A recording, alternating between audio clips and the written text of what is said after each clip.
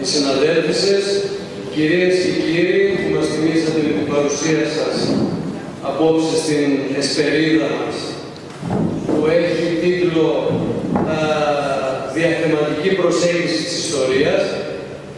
Σας καλωσορίζουμε. Καλούμε στο βήμα των προϊστάμενων επιστημονικής καθοδήγησης κύριο Μάκη Ελευθερίου, της δευτεροβάθμιας εκπαίδευσης από την Περιφερειακή Διεύθυνση Εκπαίδευσης Βορείου Αιγαίου, να χαιρετήσει την εκδήλωσή μας. Αγαπητοί συνάδελφοι, καλησπέρα.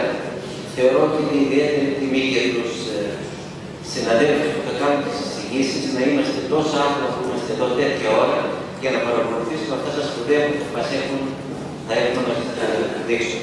Το ερώτημα είναι αν ο τίτλος θα έπρεπε να ήταν διαθεματική προσέγγιση της ιστορίας ή διαθεματική προσέγγιση των μαθηματικών. Διότι πιστεύω ότι κάτω από κάθε επιστήμη υπάρχει το υπόβαθρο των μαθηματικών. Εκείνο που θα ήθελα να πω είναι περισσότερο στους αδέλφους ότι έχουμε σχολικούς σύμβουλους, οι οποίοι έχουν το μεράκι και τη διάθεση και πάνω από όλα και τη γνώση να προσφέρουν. Θα ήθελα να συγχαρώ τον φίλο του Δημήτρη του Χρισταγιάννη, ο οποίος ακόμα μας δείχνει δρόμους για να μην μένουμε στο περιθώριο και να παράγουμε σπουδαία πράγματα. Ο Δημήτρης είναι ένας πολύ σπουδαίος προπονητικός που ακόμα έχει να δώσει το πράγμα. Ευχαριστώ.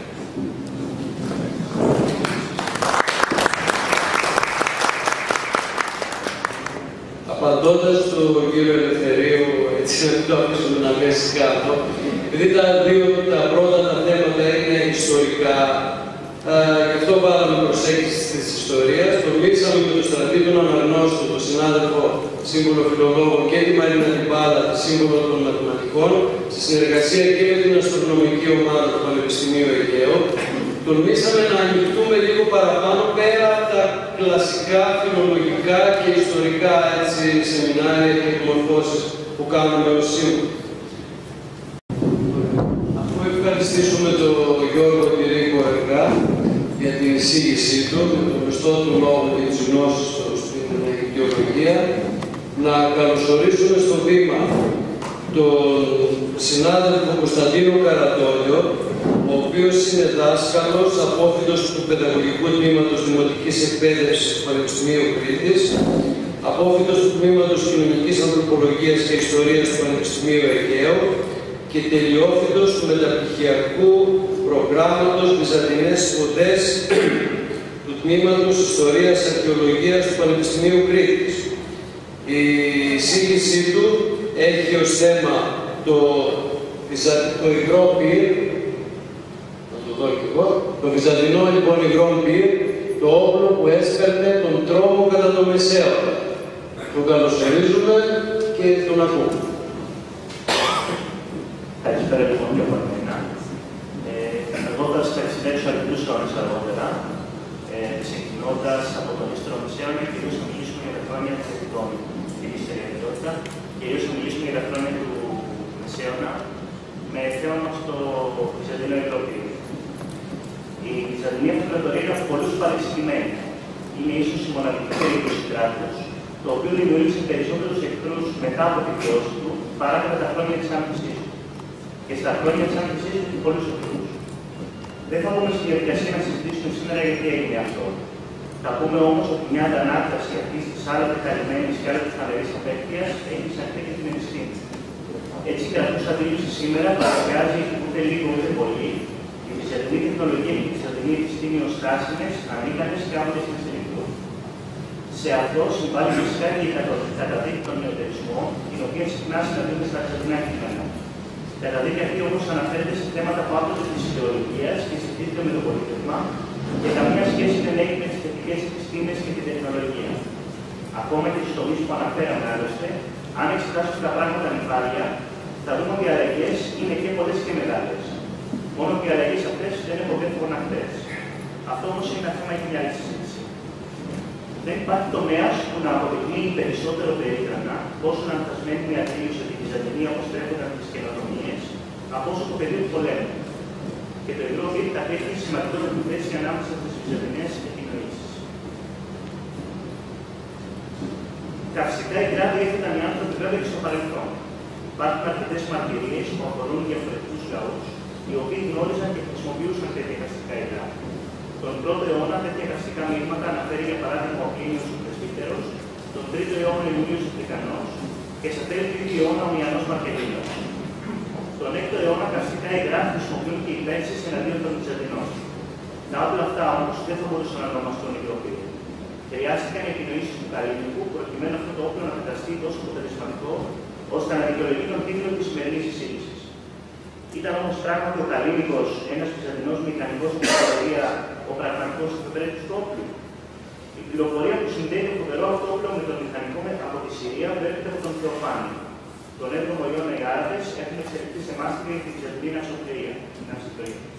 Όχι μόνο που ψεύδουν τα εμπορικά πλοία, αλλά και επιτίθενται και μόνο παράλληλες περιοχές και νησιά. Μάλιστα, κατά τα έτη 674 έως 678, στα χρόνια της βασιλείας του Κωνσταντίνου του Τετάρτου, φτάνουν να απολυτίσουν την ίδια την Κωνσταντινούπολη. Ο Θεοφάνης λοιπόν μας παραδίδει ότι ο Καλίνικος από την Ηλιούπολη της Συρίας έθεσε το όπλο αυτό στην υπηρεσία της δικτατορίας, προκειμένου οι Βυζαντινοί να αναχαιτήσουν την απειλή των Αράβων, όπως και έκαναν πράγματι το έτος 678 κατακαίοντας τους στόλους. Ως πηγή του Θεοφάνη εμφανίζεται κάποιο χαμένο σήμερα έργο από τη Συρία. Πολλοί επιφανείς Βυζαντινολόγοι θεώρησαν την πληροφορία του Θεοφάνη ορθή. Ανάμεσά τους βρίσκονται εμβληματικές μορφές του χώρου, όπως ο Βασίλης, ο Στοκόρσκι, ο Άματος, ο Σεφτινός, αλλά και νεότεροι Βυζαντινολόγοι όπως η Λαΐου, η Μωρισόν, ο Τρίτικος και ο Χάλμον. Όλοι τους υποστηρίζουν ότι το υγρό είναι η τον 7ο αιώνα. Η βεβαιότητά τους, ωστόσο, μας εξαφνιάζει, αφού όπως είπαμε, καυστικά υγρά έγιναν και πιο πριν. Κάποια από αυτά φαίνεται ότι διέθεταν παρόμοιες ιδιότητες με το υγρό πύργο. Τι ήταν λοιπόν αυτό που κάνει το Θεοφάνη να λέει ένα καινούριο όπλο? Αναμφίβολα είναι κάποια καινοτομία του Καλίνικου. Αν αυτή η καινοτομία αφορούσε τη σύσταση του μείγματος ή τον τρόπο εκτόξευσής του, δεν μπορούμε να το πούμε με βεβαιότητα. Σίγουρα όμως πρόσθεσε σε κάτι σημαντικό που κατέστησε το όπλο αποτελεσματικότερο στον καταθάλασσα πόλεμο και ενδεχομένως στη χρήση του κατά τη διάρκεια πολιορκιών. Έχουμε εδώ ένα παράδειγμα του πώς οι Βυζαντινοί παρέλαβαν ένα όπλο από τους Ρωμαίους και το εξέλιξαν για να γίνει αποτελεσματικότερο. Στις μελέτες μου υποστηρίζω μάλιστα ότι το υγρό πύργο ποτέ δεν σταμάτησε να εξελίσσεται. Οι Βυζαντινοί συνεχώς επιχειρούσαν να βρουν τρόπους για να βελτιώσουν τα όπλα και τις τακτικές τους και από αυτή τη διαδικασία δεν θα μπορούσε να απουσιάσει το υγρό πύργο. Η μακροημέρευση της αυτοκρατορίας, η οποία αναγκάστηκε να συγκρουστεί από την γέννησή της μέχρι και την τελευταία της μέρα με τόσο πολλούς και διαφορετικούς μεταξύ τους λαούς, είναι αρκετή για να επιβεβαιώσει του λόγου του αληθές. Επιπρόσθετα, η στρατηγική, όπως μπορούμε να δούμε στα στρατιωτικά εγχειρίδια της εποχής, στα τακτικά, έπρεπε να διαθέτουν την αρετή της επινοητικότητας και της προσαρμοστικότητας ανάλογα με τις συνθήκες της μάχης. Φαίνεται λοιπόν ότι πειραματίζονταν με τα διαθέσιμα τακτικά, παραλλάζοντας τις εξωτερικές.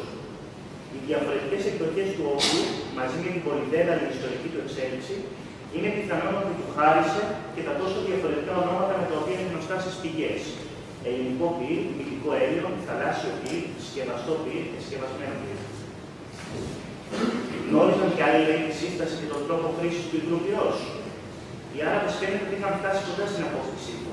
Γεγονός που δεν μας εκπλήσει, αφού οι καταλήψεις πολεμικού υλικού και οι συλλήψεις στρατιωτών ήταν συχνές κατά τους Βυζαντινο-Αραβικούς πολέμους. Γνωρίζουμε με βεβαιότητα ότι το χρησιμοποίησαν ενάντια στους Βυζαντινούς το 904 κατά την πολιορκία της Αραβίας. Ωστόσο, ο επικεφαλής τους τότε ήταν ένας Βυζαντινός που είχε αλλάξει στρατόπεδο ωραίων Τριπολίτου. Γνωρίζουμε επίσης με βεβαιότητα ότι οι Άραβες είχαν επινοήσει αντιπυρικές στολές προκειμένου να αντιμετωπίσουν την ισχύ του φοβερού αυτού όπλου. Η χρήση του, ωστόσο, πρέπει να προϋπέθεται ένα επίπεδο επιστημονικής γνώσης, το οποίο δεν διέχυταν οι υπόλοιποι εχθροί του Βυζαντίου. Όταν οι Βούλγαροι κατέλαβαν ένα φρούριο στο Δούναβι και έδεσαν στα χέρια του συμφώνια εκτόξευσής του και μεγάλη ποσότητα του καυστικού υγρού, δεν γνώριζαν τον τρόπο για να το χρησιμοποιήσουν οι ίδιοι. Ας δούμε όμως τη σύσταση αυτού του εξαιρετικού όπλου. Προκειμένου να προσεγγίσουμε αυτό το θέμα, θα πρέπει να ανατρέξουμε στις πηγές. Οι αναπαραστάσεις πυρφόρων κύλων, πυρόγραφα και αλλού δεν είναι ιδιαίτερα διαφορετικές, και αυτό γιατί η Βυζαντινή τέχνη είναι συμβολική. Δεν αναπαριστά με ακρίβεια αυτό που θέλει να δείξει. Αντίθετα, αρκείται να παρέχει ένα σύμβολο του εικονιζόμενου, θεωρώντας ότι ο θεατής μπορεί να το κωδικοποιήσει. Καμία πηγή λοιπόν δεν μας παρέχει μια συνταγή παρασκευής του μείγματος του υγρού πυρός. Δεν μας κάνει εντύπωση βέβαια κάτι τέτοιο, αφού ο τρόπος παρασκευής του ήταν κρατικό μυστικό. Άλλωστε, στο Βυζάντιο οτιδήποτε σχετιζόταν με την παραγωγή όπλων βρισκόταν κάτω από την αυστηρή εποπτεία του κράτους για ευνόητους λόγους. Κατά συνέπεια, οι διάφορες προσπάθειες προσέγγισης της σύστασης του μείγματος με βάση τα αποτελέσματά του, όπως αυτά περιγράφονται στις βυζαντινές πηγές, είναι μεν θεμητά, αλλά ποτέ δεν θα μπορέσουν να μας δώσουν μια τελειωτική απάντηση στο ερώτημά μας. Και αυτό γιατί γνωρίζουμε ότι στο ίδιο αποτέλεσμα μπορούμε πολλές φορές να φτάσουμε από διαφορετικές επαφές. Δεν βρισκόμαστε ωστόσο στο απόλυτο σκοτάδι. Μελετητές που προέρχονται από διάφορα επιστημονικά πεδία, σε συνεργασία με ιστορικούς, προσπάθησαν να δώσουν λύσεις στο πρόβλημά μας. Γενική συμφωνία υπάρχει ως προς το ότι βασικό υλικό του μείγματος ήταν το υγρό πετρέλαιο, το αργό πετρέλαιο, το οποίο οι Βυζαντινοί συνέλεγαν από τον Κάφκασο. Αυτό το συστατικό μπορεί να βρίσκεται πίσω από την βασική αδυναμία του όρου που ήταν το μικρό βεληνικέστο. Οι καπνοί, οι πλωτές και οι λάμψεις που αναφέρονται από τις πηγές ότι συνόδευαν την εκτόξευση του μείγματος δικαιολογήθηκαν με την ύπαρξη νατρίου, υλικού άγνωστου μέχρι τότε. Η ανάφλεξή του με την επαφή του με το νερό, η ιδιότητα που το καθιστούσε ιδιαίτερα τρομακτικό στα μάτια των αντίπαλων στρατιωτών και κυρίως ναυτικών, δικαιολογήθηκε με την ύπαρξη ασβέστης στο μείγμα. Σε αυτά τα συστατικά υποτίθεται ότι μπορούσαν να προσθεθούν και άλλα, όπως η ειρήνη, το κοινό λάδι ή και άλλες άγνωστες σε εμάς ουσίες, οι οποίες αποσκοπούσαν στο να καταστήσουν το μείγμα περισσότερο βραδίκαστο. Ακόμα όμως και αν είδαμε το ζήτημα της σύστασης του υγρού πυρός, αβέβαιος θα παρέμενε για εμάς ο τρόπος εκτόξευσής του. Τα τελευταία χρόνια έχουν γίνει διάφορες προσπάθειες να καταδειχθεί πειραματικά ο τρόπος εκτόξευσης του μείγματος. Έχουν γίνει μάλιστα και μια σειρά από σχετικές επιδείξεις, κάποιες από αυτές και με τηλεοπτική κάλυψη. Η ίδια κριτική ισχύει και εδώ. Μπορούμε να γνωρίζουμε μόνο ότι μας επιτρέπουν να γνωρίζουμε οι πηγές και η εικονογράφηση των χειρογράφων, η οποία σε αυτή την περίπτωση είναι περισσότερο βοηθητική, και φυσικά τα αρχαιολογικά τεκμήρια. Οτιδήποτε πέραν τούτο αποτελεί εικασία. Αν εξετάσουμε λοιπόν τα δεδομένα μας, θα βρούμε ότι πρώτα απ' όλα η εκτόξευση του υγρού πυρός γινόταν από ανθρώπους οι οποίοι ήταν ειδικά εκπαιδευμένοι για αυτή τη δουλειά, κάτι που μας προδιαθέτει να σκεφτούμε ότι η εκτόξευση είτε δεν ήταν μια απλή διαδικασία, είτε ήταν επικίνδυνη, είτε και τα δύο. Οι πηγές χρησιμοποιούν κατά κόρον τη λέξη συμφών. Υποτίθεται λοιπόν ότι ο συμφών αυτός θα πρέπει να ήταν μια αντλία, η οποία θα εκτόξευε αυτό το υγρό, το οποίο γνωρίζουμε ότι ο χρήστης του μπορούσε να το κατευθύνει κατά το δοκούν. Η πυροδότηση του μείγματος θα μπορούσε σε αυτή την περίπτωση να είναι το αποτέλεσμα της ένωσης του ασβέστη με το νερό. Αδυναμία της θεωρίας αυτής είναι ότι ο ασβέστης που προοριζόταν για αυτή τη δουλειά θα έπρεπε να μετατεθεί στον τρόπο δράσης, στον τόπο χρήσης του σε αεροστοιχή συσκευασία. Διαδικασία που μάλλον θα πρέπει να ήταν δύσκολη. Μια δεύτερη θεωρία ήθελε την εκτόξευση να γινόταν με τη βοήθεια της κοσμικής δύναμης που θα προερχόταν από κάποια μορφή πυρίτιδας. Ωστόσο και αυτή η θεωρία σκοντάφτει στο ότι θα χρειαζόταν αρκετά μεγάλη ποσότητα νητρικού καλύβου για κάτι τέτοιο και δεν διαθέτουμε ενδείξεις που να μας κάνουν να πιστεύουμε ότι αυτό ήταν διαθέσιμο στους Βυζαντινούς. Έτσι οδηγηθήκαμε σε μια τρίτη θεωρία, η οποία βασίστηκε σε μια σκανδιναβική εξιστόρηση των ταξιδιών ενός Σουηδού πρίγκιπα, ο οποίος χρειάστηκε να αναγνωρίσει με κρυφόρα βυζαντινά σκάφη. Η θεωρία αυτή υποστηρίζει ότι το υγρό πυρ βρισκόταν μέσα σε μεταλλικούς σωλήνες, σφραγισμένους με ρητίνη. Κατά τη διάρκεια της μάχης, οι Βυζαντινοί θέρμαναν τη ρητίνη και το υγρό εκτοξευόταν ενάντια στους εχθρούς τους. Μάλιστα, διατυπώθηκε η άποψη ότι η θέρμανση της ρητίνης πραγματοποιούταν σε ξεχωριστά παραπλέοντα διάρκεια και ότι κατά τη διάρκεια της μάχης μεταφέρονταν στα κρυφόρα πλοία. Αν και η αντίληψη αυτή βασίζεται σε μια πρωτογενή πηγή, που μόλις πρόσφατα έγινε μάλιστα γνωστή, ωστόσο αντιβαίνει στις υπόλοιπες πηγές των πηγών και επιπλέον η μεταφορά αυτή μέσω μιας ναυμαχίας μας φαίνεται δύσκολα εφαρμόσιμη. Η πιο πρόσφατη θεωρία, η οποία χρησιμοποιήθηκε και στις αναπαραστάσεις για τις οποίες έγινε εκδηλώτος, αποτελεί τον καρπό της συνεργασίας του φυσικού πάρεκης και του ιστορικού κάλπου. Οι δύο μελετητές του όπλου θέρμαναν το αργό πετρέλαιο μέσα σε μια δεξαμενή. Στη δεξαμενή αυτή εφάρμοσαν μια σωλήνα. Προκειμένου να δημιουργήσουν πίεση, πρόσθεσαν μια αντλία. Όταν η πίεση έφτανε σε ένα ορισμένο σημείο, μια βαλβίδα άνοιγε και απελευθέρωνε το υγρό, το οποίο θα έπρεπε να είναι ζεστό καθ' όλη τη διάρκεια της διαδικασίας. Το μείγμα αναπνευόταν στην άκρη του σωλήνα και κατευθυνόταν ενάντια στους εχθρούς. Το αργό πετρέλαιο επέφερε στη θάλασσα και όσο έβρισκε υλικά να κάψει παρέμεινε άσχιστο. Ωστόσο, η θεωρία αυτή έχει μια σημαντική αδυναμία. Οι πηγές μιλούν καθαρά για ανάπτυξη του μείγματος όταν αυτό ενωνόταν με το νερό, ενώ στα πειράματα των δύο μελετητών η ανάπτυξη γίνεται κατά τη στιγμή της εκτόξευσής του. Οι σύμφωνες αυτοί χρησιμοποιούνταν ως επιτοπλίστων στον καταθάλασσιο πόλεμο. Αυτός άλλωστε ήταν ο βασικός προορισμός του όπλου. Τα βυζαντινά πλοία επιχειρούσαν να απομονώσουν κάποιο εχθρικό πλοίο και στη συνέχεια τα πυρφόρα πλοία τους αναλάμβαναν να το κάψουν. Όταν αυτό ήταν ανέφικτο, τότε τα πυρφόρα χρησιμοποιούνταν για να δημιουργήσουν ρήγματα στη διάταξη του εχθρικού στόλου και επιχειρώντας να περάσουν μέσα από τη διάταξη του εχθρού. Όσα είπαμε ως τώρα καθιστούσαν το όπλο γενικά κατάλληλο για χρήση στην ξηρά. Από τον 11ο αιώνα όμως έχουμε μια σημαντική εξέλιξη. Εμφανίζεται ο πυροσύμφωνας, ένα όπλο το οποίο μπορούσε να το χειριστεί ένας στρατιώτης κατά τη διάρκεια μιας πολιορκίας και να κατακάψει με αυτό τα ξύλινα μέρη των τυφών. Αυτό που βλέπουμε στην εικόνα μας.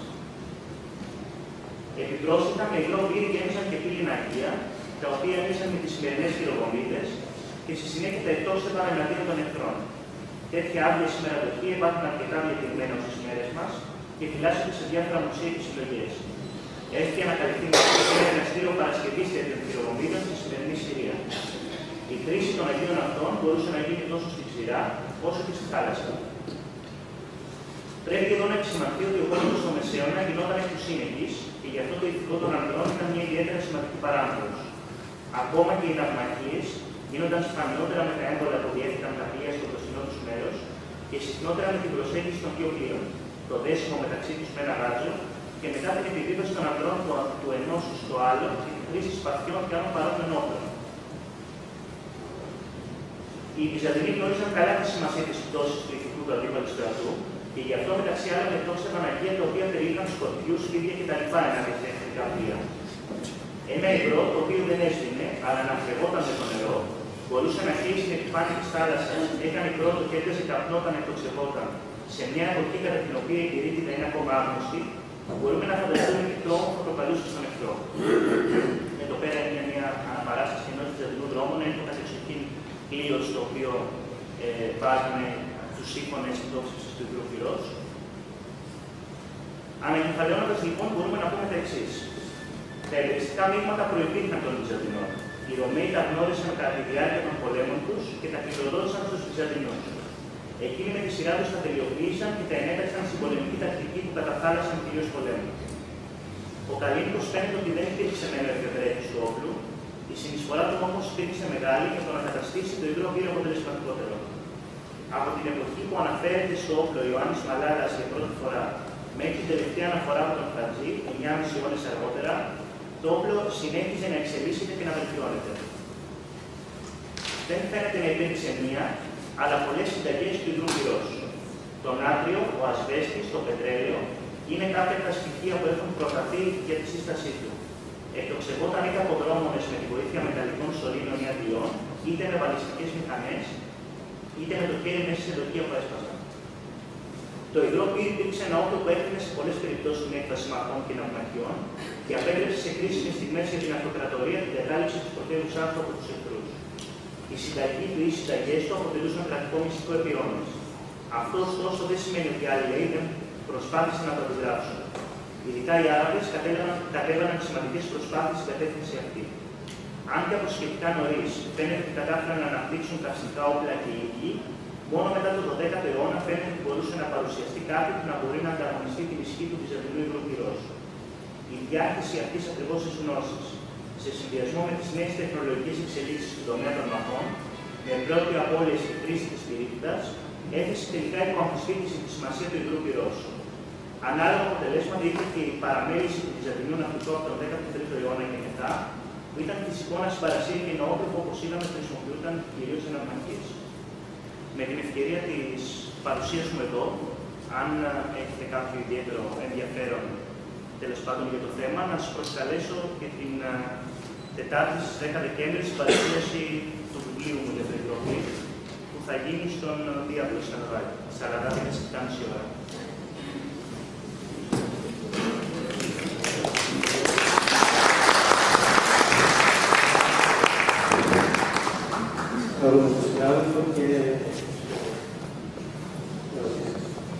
Εγώ είμαι σίγουρος ότι έχω διαβάσει ότι ο Αρχιμίδης ήταν αυτός που επινόησε το υγρό πύρι στην αρχική του μορφή, βέβαια, το 3ο π.Χ. αιώνα, έτσι δεν είναι?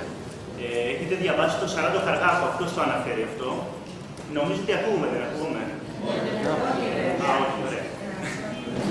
Νομίζω ότι έχετε διαβάσει το 40 Χαργάκο, αυτός είναι που αναφέρει ότι ο Αρχιμίδης είναι ο επινοητής του υγρού πυρός. Στην πραγματικότητα ο Καργάκος έχει κάνει ένα λάθος. δεν ξέρω αν είναι λάθος μετάφραση, αν προσπάσει να τραβήξει την πηγή. Αυτό που αναφέρει η πηγή είναι ότι χρησιμοποίησε κάτωπτρα, με τα κάτωπτρα αυτά συγκέντρωσε τις ακτίνες του ηλίου και κατέκαψε τα πλοία του εχθρού. Αλλά νομίζω ότι είναι κάτι τελείως διαφορετικό. Μπορεί να κατέκαψε και αυτό τα πλοία πραγματικά, αλλά νομίζω ότι είναι κάτι τελείως διαφορετικό από το υγρό πυρ. Νομίζω δεν μπορούμε δηλαδή να μιλάμε για τέτοιο πράγμα. Όχι, καμία σχέση με τα κάτωπτρα. Αυτό καθ' αυτό σαν υγρό πυρ. Όχι, αυτό αναφέρει. Αυτός βασικά χρησιμοποιεί στο κείμενό του, λέει ότι είναι υγρό πυρ, αλλά αν διαβάσετε την υποσημείωση, το παράθεμα που παραθέτει, μιλάει καθαρά για χρήση κατόπτρων.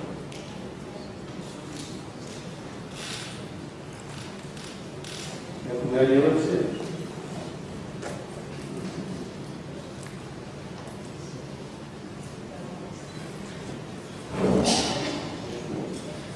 Να ρωτήσω κάτι εγώ. Θα ήθελα τώρα έθεσα κάποια σκέψη. Κάνοντας μια διαθεματική προσέγγιση για το υγρό πυρ στο σχολείο, χρειαζόμαστε οπωσδήποτε τη συγκεκριμένη του φυσικού ή χημικού, έτσι, για να μας πει τις ιδιότητες των χημικών στοιχείων τα οποία απαντήσουν στο υγρό πυρ, για να δούμε αν τελικά τις χημικές συμβολικές συμφωνούν τις απόψεις των ερευνητών. Και μια άλλη ερώτηση, αν κατά τη γνώμη σας, από ό,τι άκουσα, από τον 10ο αιώνα και μετά, δεν έχουμε χρήση του υγρού πυρός λόγω της παραμέλησης του βυζαντινού ναυτικού. Άρα, το 1453, κατά την άλωση της πόλης από τους Τούρκους, αν είχαμε κάποια χρήση του υγρού πυρός ή κάποιο άλλο αμυντικού μέσου, θα το κάνω. Ως προς το πρώτο ζήτημα της διαθεματικότητας, νομίζω ότι από αυτή την άποψη το υγρό πυρ δικαιολογεί και το θέμα της συνάντησής μας σήμερα. Πραγματικά δεν είναι τυχαίο, νομίζω ότι οι πιο πετυχημένες προσεγγίσεις σε σχέση με το υγρό πυρ είναι αποτέλεσμα συνεργασίας ενός ιστορικού με κάποιον είτε φυσικό είτε με κάποιον χημικό. Αυτό τουλάχιστον όσον αφορά τη σύσταση και την εκτόξευση του πυρός, νομίζω ότι σε αυτό το τομέα ένας ιστορικός δεν θα μπορούσε να δουλέψει μόνος του, ούτε ένας χημικός θα μπορούσε να δουλέψει μόνος του φυσικά, χωρίς να έχει γνώση των πηγών. Ένας ιστορικός θα μπορούσε να δουλέψει ίσως μόνος του σε άλλα πράγματα, όπως στην εξέλιξη των όπλων, στο ότι αναφέρουν οι πηγές σχετικά με αυτό σε τέτοια θέματα. Αλλά γενικά η συνύπαρξη πολλών διαφορετικών επιστημών είναι ένα ευτυχές πράγμα. Τώρα, σε σχέση με τον 11ο αιώνα και μετά, το υγρό πυρ χρησιμοποιείται και μετά. Από τον 11ο αιώνα έχουμε την διαφορά το ότι έχουμε και το χειροσύμφωνα. Δηλαδή το ότι έχουμε έναν τρόπο που μπορούμε να το χρησιμοποιήσουμε πιο αποτελεσματικά στην μάχη, στην ξηρά. Γιατί μέχρι τότε το παρατηρούμε κυρίως ως ένα ναυτικό όπλο. Φυσικά αυτό δεν σημαίνει ότι δεν είναι ένα κατεξοχήν ναυτικό όπλο, ακόμη και μετά τον 11ο αιώνα. Και αυτό γιατί βλέπουμε για παράδειγμα το 904, το 10ο αιώνα, οι Άραβες που χρησιμοποιούν στη διάρκεια της άλωσης της Θεσσαλονίκης, δεν είναι τυχαίο ότι με αυτό κατακαίουν το ξύλινο κομμάτι του τείχους, το οποίο δεν έχουν προλάβει να επιδιορθώσουν οι Βυζαντινοί. Και αυτό φαίνεται ότι είναι μια αδυναμία του υγρού πυρός, δηλαδή ότι μπορεί να κάψει ξύλο ουσιαστικά. Και επομένως στα τείχη δεν θα μπορούσε να έχει μεγαλύτερη. Αυτό που συμβαίνει είναι ότι μετά τον 13ο αιώνα το βυζαντινό ναυτικό πέφτει σε μια παρακμή, μπορούμε να πούμε. Και μέσα σε αυτή τη γενική παρακμή είναι φυσικό ότι ακολουθεί την ίδια τύχη και το υγρό πυρ, το οποίο χρησιμοποιείται κυρίως από το ναυτικό. Παρ' όλα αυτά, ακόμα και στην άλωση της Κωνσταντινούπολης 1453, οι Βυζαντινοί κάνουν χρήση υγρού πυρός εναντίον των Τούρκων. Το γνωρίζουμε αυτό από τις πηγές των ιστορικών της άλωσης και γνωρίζουμε επίσης ότι ακόμα και μετά το 1453, οπότε δεν υπάρχει πια Βυζαντινή αυτοκρατορία, έχουμε περιπτώσεις όπως την πολιορκία της Μάλτας, στην οποία γίνεται ακόμα χρήση του υγρού πυρός. Αυτό το οποίο έχει αλλάξει είναι ότι έχουμε πια την εμφάνιση της πυρίτιδας. Και από τη στιγμή που εμφανίζεται η πυρίτιδα, η στρατή είναι όλο και περισσότερο εξοικειωμένη με καπνούς, μπροτές, λάμψεις και όλα τα υπόλοιπα που τους τρομοκρατούσαν μια προηγούμενη περίοδο. Και επίσης το υγρό-πυρ γίνεται όλο και λιγότερο χρήσιμο γιατί είναι πια, έχεις μια εξέλιξη στην πολεμική τακτική. Έχεις ένα πιο εξελιγμένο όπλο από αυτό. Οι Τούρκοι το χρησιμοποιούσαν το υγρό-πυρ, είτε οι Σελτσούκοι είτε οι Οθωμανοί. Όχι, οι Τούρκοι δεν φαίνεται να ξέρουν τις θέσεις τους. Ο πιο προηγμένος λαός από πολλές απόψεις, όχι μονάχα πολεμικά εκείνη την περίοδο, αν βάλουμε στην άκρη τους Βυζαντινούς, είναι οι Άραβες, δεν είναι η Δύση. Οι Άραβες είναι αυτοί οι οποίοι πραγματικά κάνουν φιλότιμες προσπάθειες να αντιγράψουν το υγρό-πυρ.